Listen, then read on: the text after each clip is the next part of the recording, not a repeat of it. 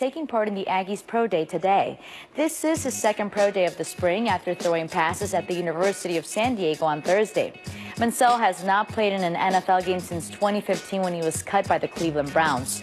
While he's not the only high-profile quarterback trying to land an NFL job, Manziel says his situation is completely different than the one facing Colin Kaepernick. Manziel tweeted out, "This will probably cause an uproar, but I'm tired of the Kaepernick versus myself comparisons and anger.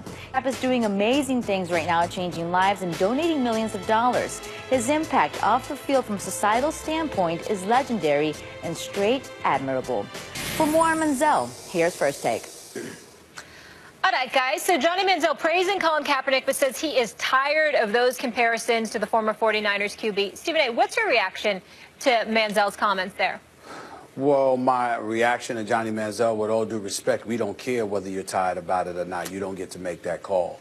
And I say that respectfully to him. Nobody's comparing you to Colin Kaepernick as a football player because you haven't done anything in the NFL where Colin Kaepernick took the San Francisco 49ers to a Super Bowl. So when the comparisons to Colin Kaepernick come forth, Johnny Manziel, nobody's comparing you guys football-wise. What we're saying is that the trouble you caused compared to the trouble he's deemed to have caused, who is likely to get an opportunity first to be in the National Football League? Those are fair, legitimate questions. To be quite honest with Johnny Manziel, that absolutely transcends him because Johnny Manziel, his problems, while Colin Kaepernick, one could argue they were self-inflicted, just like Johnny Manziel's was. Colin Kaepernick's self-inflicted wounds were from a principled, socially conscious view. Johnny Manziel, obviously, that was not the case with some of the issues that he had with alcohol, with other things that may have transpired and what have you. And in some cases, it involved lawlessness. So nobody's comparing you to as football players. Nobody's even comparing your troubles. What the comparison in terms of the questions where they come into play is that they're saying or asking who is likely to get the first opportunity. And the reality is that whoever that is, particularly if it's Johnny Manziel, is not going to just tell us a lot about the National Football League. It's going to tell us a lot about America. And that's why those comparisons are being brought up. And you just have to sit back and deal with it because you have no control over it. And you shouldn't have put yourself in a position where those comparisons were being drawn. We largely see this the same way, but let me put it another way, Stephen A. Johnny Manziel, and I'll talk straight to Johnny. I know you didn't ask to be a prop or a symbol, which you're being used. You're being used as a prop or a symbol in an argument about Colin Kaepernick and the fact that he's not playing and not being given an opportunity. The fact is, when you put yourself out there as a potential NFL player, you are putting yourself out there publicly in a way which, where you can be evaluated. In other words, you're being commodified. You will be turned into a commodity. In fantasy football, in people's own imaginations, for the media, you will be packaged and sold. You are a commodity. And as a commodity, you will at times be used. Not only will evaluations of you take place, but you will be used to evaluate others. Because we're not dealing with just Johnny Manziel, the person. We're dealing with Johnny Manziel, the football player. And by the way, when a public figure misbehaves, that will be evaluated too. That public behavior will be evaluated too. So if you're saying the point is that you never, Johnny, put yourself out there, compared yourself to Colin Kaepernick, and you very graciously pointed out that he's doing really good work and you wouldn't compare yourself to him in that way. In fact, that's true. He is doing very good work, and he's made enormous sacrifice to bring about change, and I applaud you for your stance on Kaepernick, which I also think publicly, by the way, is a brave stance when you're looking for a job in a league that has bounced Kaepernick out. And you're right, the reason that you're known off the field is for self-inflicted wounds mostly. Nevertheless, self-destructive behavior, not for positive, constructive behavior. And he's doing these great, giant, constructive things at great personal sacrifice. You're right to point that out, and I applaud you for it. But it does obscure the real point of all of this a bit, which is that the point that's being made is that Colin Kaepernick is a much better player than you. He's a better football player. He's a better quarterback. You may argue you haven't had a chance to fully prove yourself, and you'd like that chance, and go prove everyone wrong.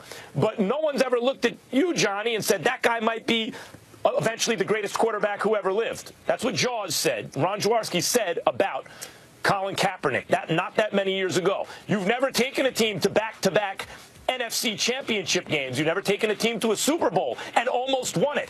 And you are not the best available quarterback still on the market. That would be Colin Kaepernick.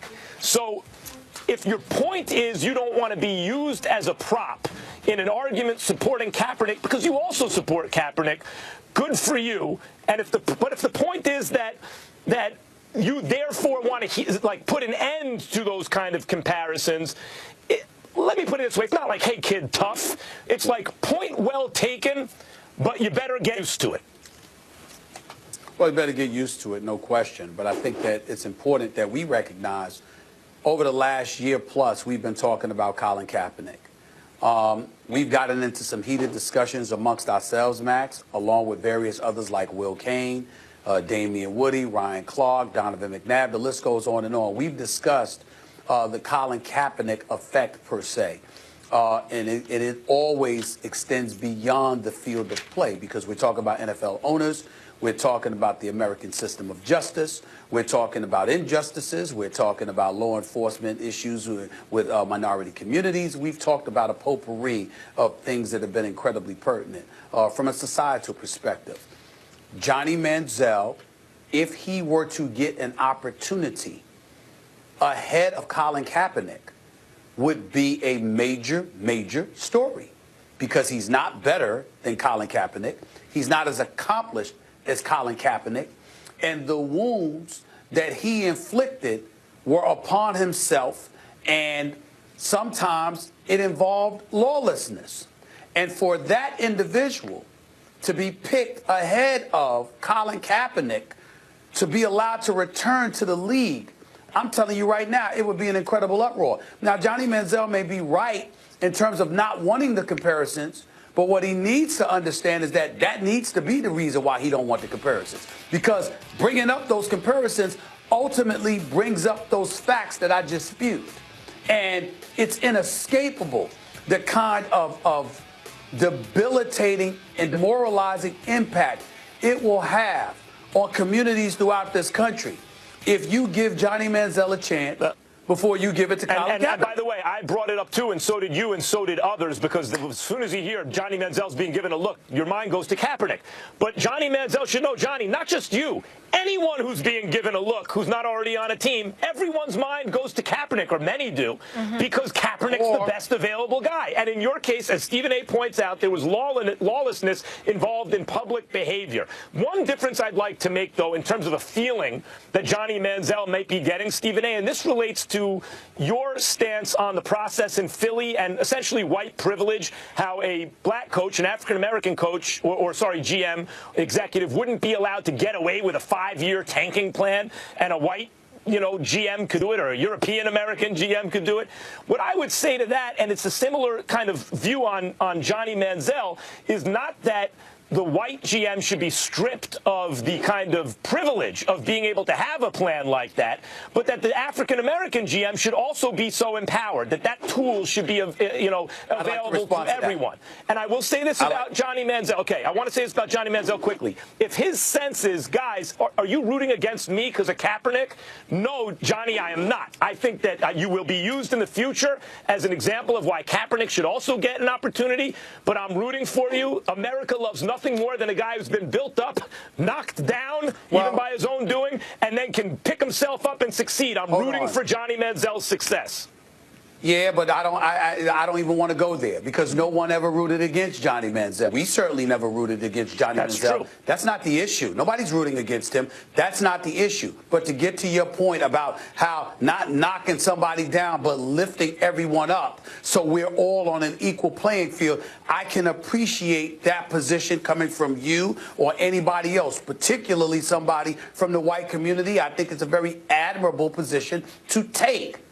But it's far from realistic because I can line up millions upon millions upon millions of black folks throughout this nation that will tell you that is fool's gold, is nothing more than bogus or smokescreen. It does not happen. We have never been on a fair playing field. Of course not. And that is the case now. And that's the whole point. So I know in order to make the playing saying, field fair, you want to disenfranchise others as well, or should we support everyone? It's not about wanting to. No, I'm not saying that. Of course, I'm with you in terms of how we should support everyone.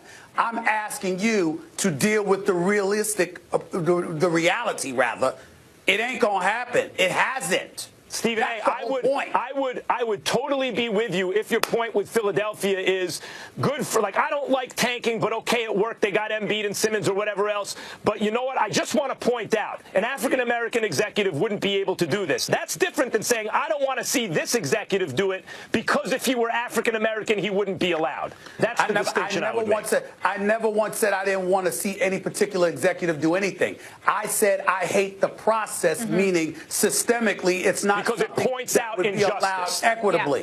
Yeah. Exactly. Okay. If the point is that it points out injustice, I agree with that. Well, that's always been my point. That's always been my point. Yeah. As far as Johnny, we all love a good comeback story. But to your point, I mean, this is apples and oranges, the Colin Kaepernick situation and the Johnny Manziel situation. I think we're all aware of that one. But coming up next, guys, we got Rowdy Ronda Rousey joining us. We'll ask her if it was hard to say goodbye to the UFC and lots more. We'll be right back.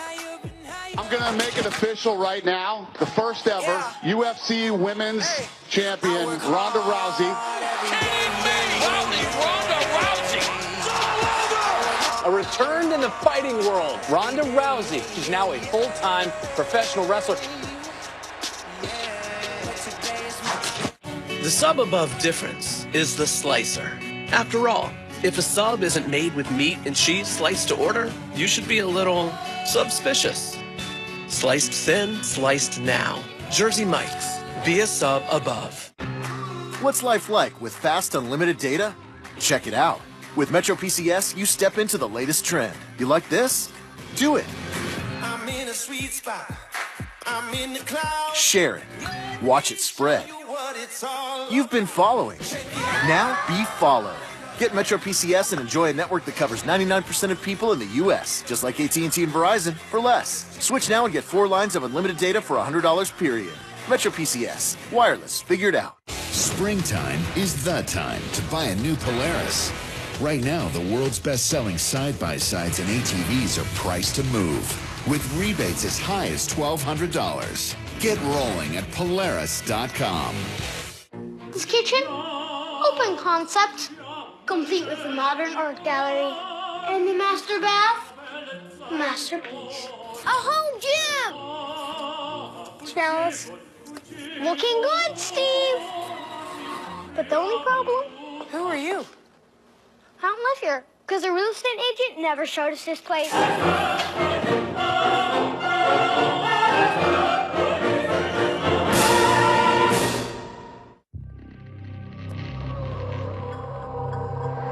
We took legendary and made it liberating. We took safe and made it daring.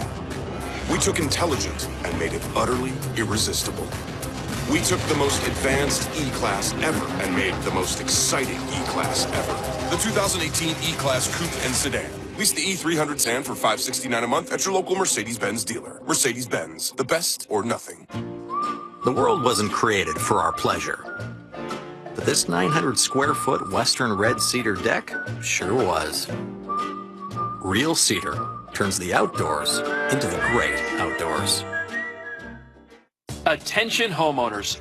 Quicken Loans has some very important information regarding the U.S. government's Home Affordable Refinance Program, or HARP. Nearly 3.5 million homeowners have already taken advantage of this fantastic money-saving program. But there are so many more of you who could be saving hundreds of dollars every month on your mortgage. Quicken Loans is here to help you save money. Why Quicken Loans? The home loan experts at Quicken Loans fully understand the HARP guidelines. We'll work with you to understand your specific circumstances and strive to find the financial solution that's best for you. Then we'll guide you through each step of the mortgage refinance process to make sure that it's both